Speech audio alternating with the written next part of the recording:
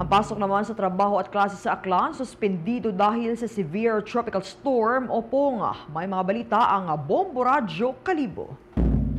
Ipinag-utos ni Aklan Governor Jose Enrique Miraflores ang pagsuspende sa trabaho sa gobyerno probinsyal maliban na lamang ang mga nasa tanggapan na nagbibigay ng pangunahing serbisyo gaya ng mga nagtatrabaho sa hospital at emergency response unit, maging ang pasok sa lahat ng antas sa pampubliko at pribadong paaralan ay kansilado rin ngayong araw ng Biyernes, September 26, 2025. Ang anunsyo ng gobernador ay bilang pag-iingat sa kaligtasan ng lahat sa inaasahang pananalasa ng severe tropical storm Opong. Kaugnay nito, nagpalabas rin ng abiso ang Philippine Coast Guard Aklan na nananatiling kansilado ang lahat ng biyahe ng mga sakayang pandagat mula sa Katiklan Port sa Barangay Katiklan, Malay, papuntang lalawigan ng Mindoro, Batangas at Romblon. Samantala, inihayag naman ni Kalibo Municipal Disaster Risk Reduction Management Office Head Mr. Terence Jun Toriano, activated na ang kanilang grupo at nakahanda na rin ang lahat ng kanilang kagamitan habang patuloy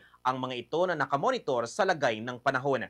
Inaasahan kasi na ngayong araw ng Biyernes ang lalong pagbuhos ng malakas na ulan kahit na hindi direktang tinutumbok ng bagyong Opong ang lalawigan ng Aklan, ngunit nakakaapekto pa rin ng southwest monsoon at localized thunderstorm. Sa communities natin, we're asking them to monitor yung media, mga announcements natin, yung mga assets, yung preparations, camp coordination, camp management. Lahat sila naka-activate dun para they will be able to provide help. Si MDRRMO Kalibo Head Mr. Terence Jun Toriano sa kanyang naging pahayag.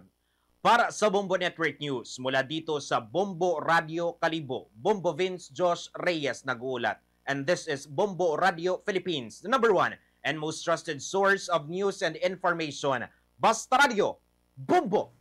For the most trusted source of news and information, visit our website at www.bomboradio.com. Follow us on Bombo Radio mobile app, Facebook, YouTube, TikTok, and X, formerly Twitter.